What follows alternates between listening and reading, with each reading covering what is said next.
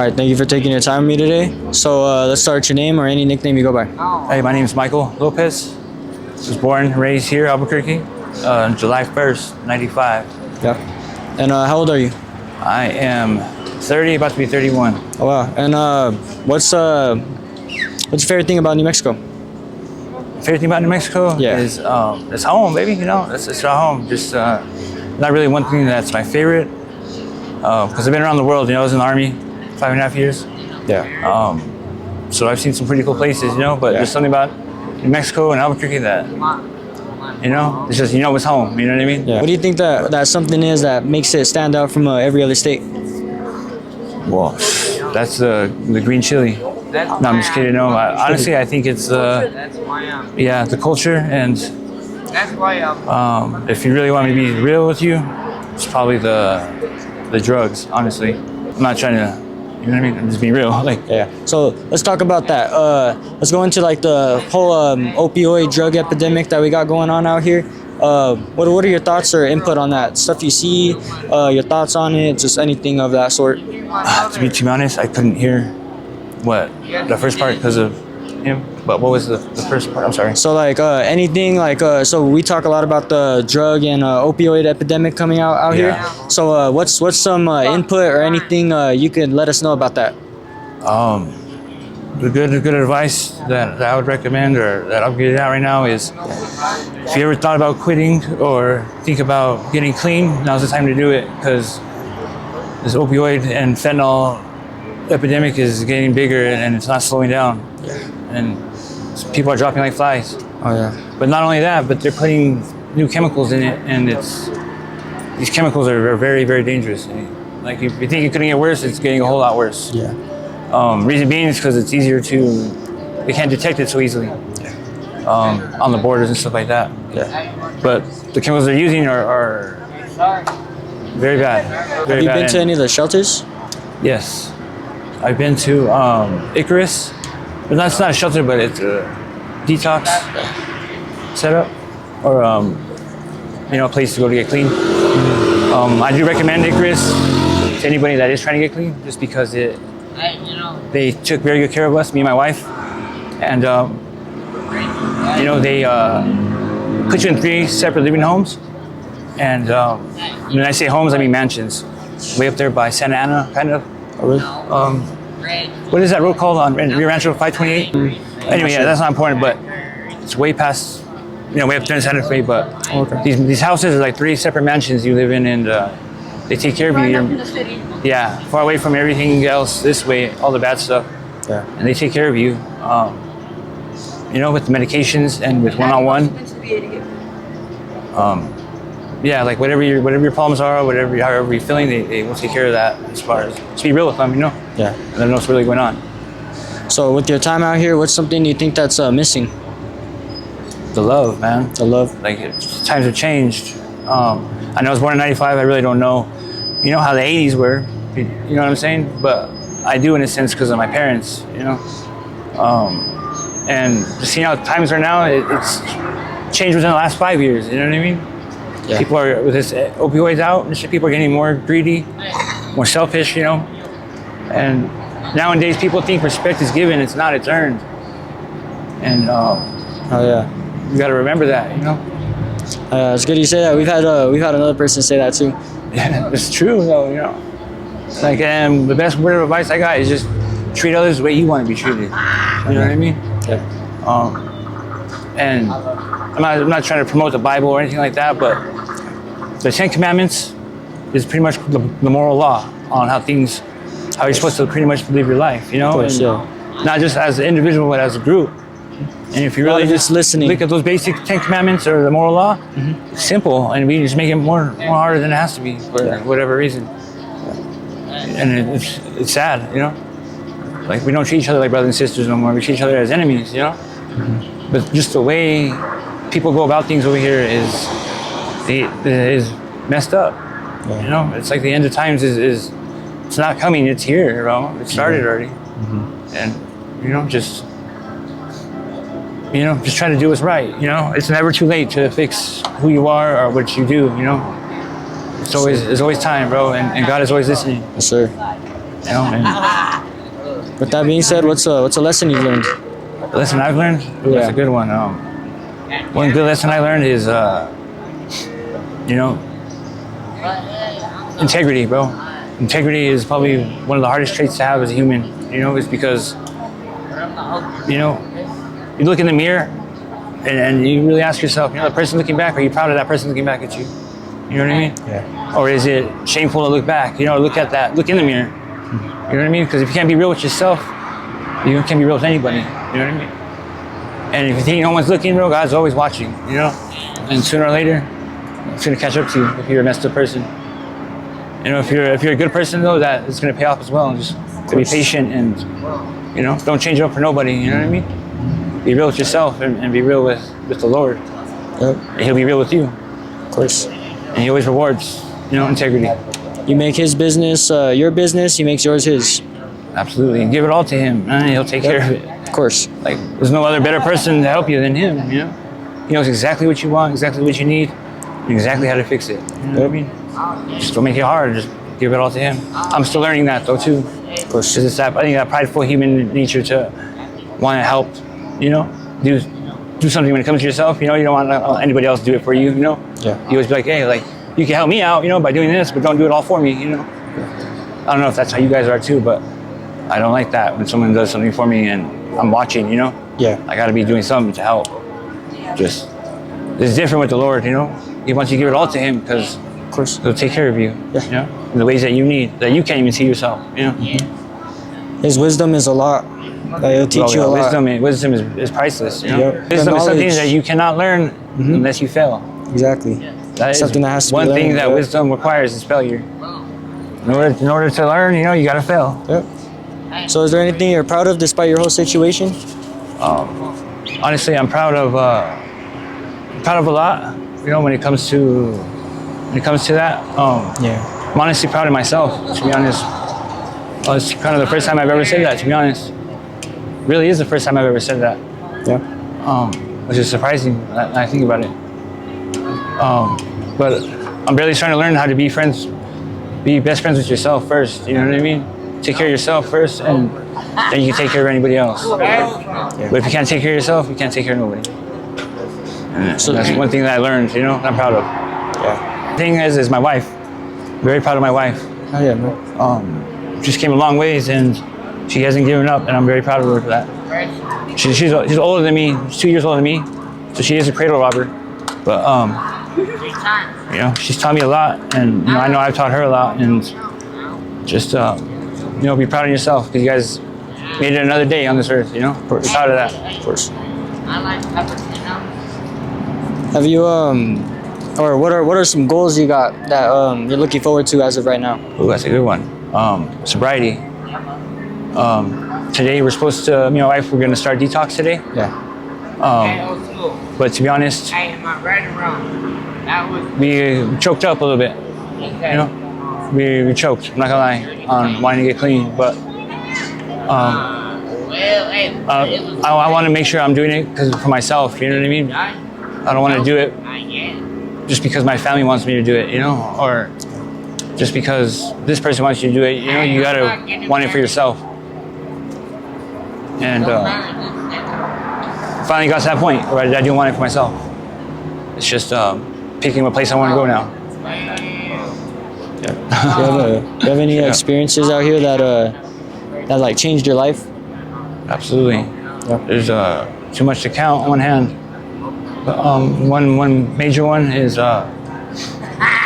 you know, be humble. You know what I mean? Yeah. And if you don't know what that means, you'll learn eventually. You know what I mean? But I always take, you know, words of advice from older people and from my peers, you know. Just, like I said, treat others the way you want to be treated. Don't switch up for nobody. Don't try to pretend to be someone you're not, because it catches up to you and it catches up to you quick. Talking shit about someone in the city, it's going to come around, hey, quicker than you think. It's a big city, but it's a small city at the same time. And, you know, everybody knows everybody somehow, some way, by somebody, you know what I mean? Yeah. Somebody knows you because this person met this person, you know what I mean? And they happen to know you, you know, that's how the city is that small, but it's that big at the same time. Yeah. You know? So I see where you're going with that. what I'm trying to say, I guess, is just treat others the way you want to be treated. And, you know, it's okay to fail. Failure is your best friend, honestly. If you want to become better, failure is necessary. So if you fail, don't be too hard on yourself. Just pick yourself up, dust yourself off, and try again. Yeah. Not this long either. Some good advice. Thank you. So, like, you ever had a moment out here where you just felt completely hopeless? Like, somewhere where you thought where it was almost the end? Absolutely. Yeah. What was that There's like? plenty of times that you feel like that. And to be honest, I think it's because of the drugs. To be honest, is why a lot of people feel like that. A lot of people feel like, oh, when they don't have the drug, it's usually when they feel like that. You know, they feel like, oh my God, you know, no one loves me, or I don't have no help, you know, or I don't know what to do because I don't have what I need, you know. But that's the devil's greatest tool right there. You know what I mean? Yeah. You always have what you need. God will never give you more than you can chew. Of course. You know, but God also saves His toughest fights for His toughest warriors, and we're all His warriors. You know, we're all His children, and you know, just remember that.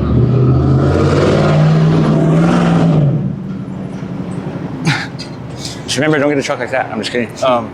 Just remember, like, you know, you gotta speak up and reach out for help. You know what I mean? Like, you're never alone. Someone's going through something similar. I promise you, somewhere around you. You know, like I said, God always gives you just enough. You know what I mean, to challenge you, but He'll never give you more than you can chew. Has this experience changed the way you view people? Absolutely. Perspective is another big thing that you got to have in order to be wise. You can't just react. When someone tells you something, someone calls you a bitch, excuse my language, but someone calls you that, they want to see how you're going to react. You know what I mean? And there's multiple routes you can go when it comes to that. But in my views, in my perspective, if someone calls you a bitch and you freak out and act like a bitch, that's exactly what they wanted. You know what I mean? They confirmed it by your reaction.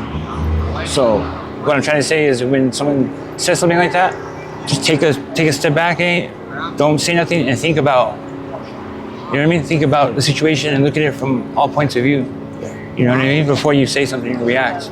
I promise you that is a lot easier than saying sorry because you over jumped the gun on somebody, or you overreacted on somebody, or you know what I mean? Almost like put yourself in their shoes. Exactly. Situation. Like, but before you make assumptions, you know what I mean? Of course. The assumptions does nothing but make an ass out of me and you.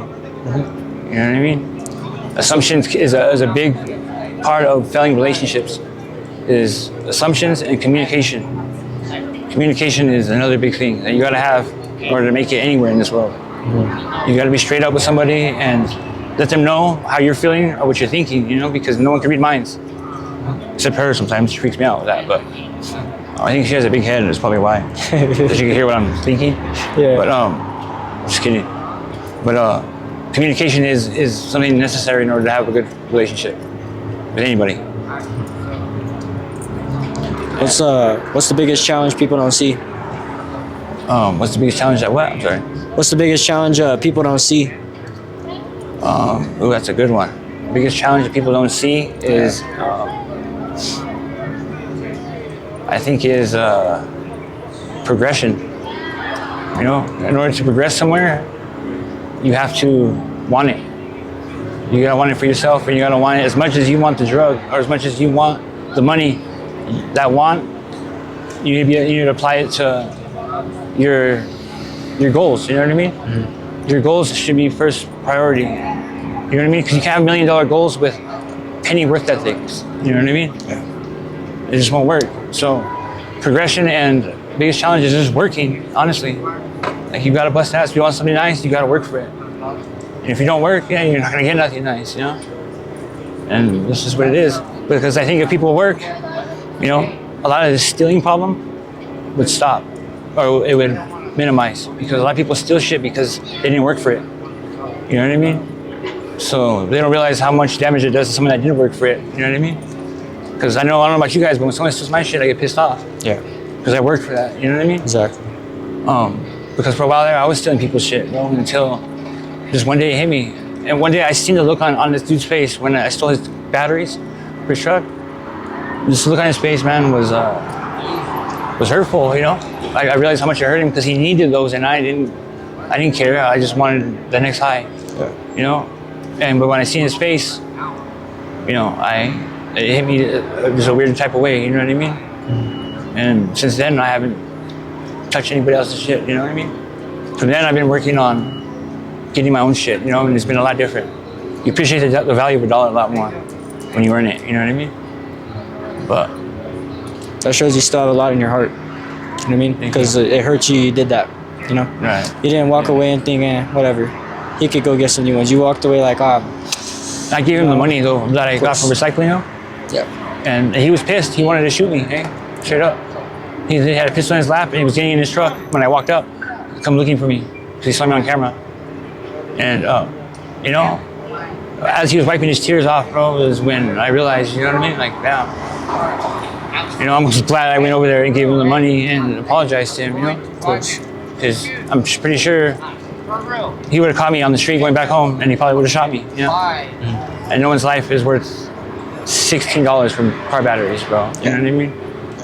But I apologized to that dude, gave him the money, and a week later I went back and I knocked on the door and I said, "Sir, is there any way I could repay what I did to you? You know, and any work that you need done, you know, I don't mind doing any work or whatever I got to do to pay it off."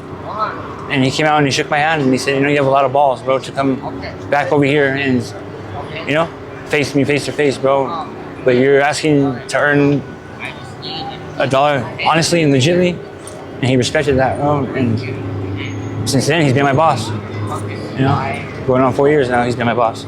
oh, wow. And that was really nice. That's really cool. It's priceless sometimes, you know what I mean? Would you like to share a little bit about your life? Honestly, I would, but we'd be here all night. Bro. You know what I mean? But just some little stuff you could touch on.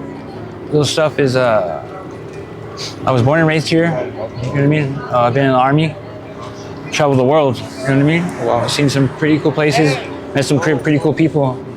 But like I said, there's nothing like home. You know. A little bit about me is I'm a big family person. You know what I mean? I love my family and I'll do whatever I gotta do for them, you know? And that's what sucks about being addicted and being an addict is the hurt that you're causing your family, you know? Sometimes you can't bear the pain sometimes, you know? And you wanna give up and you wanna do something stupid like take your own life. And, you know, there's been countless times where almost been backed in that corner, but, you know, that's where praying comes in, and, you know, giving it all to God there, because God gave you a gift, and that's life, you know what I mean? And we got to take care of it, take care of each other, you know what I mean? That's why we're all here together, you know? It's not to fight with one another, it's to take care of each other, help each other with each other's problems, you know what I mean? Like, and the city needs more of that.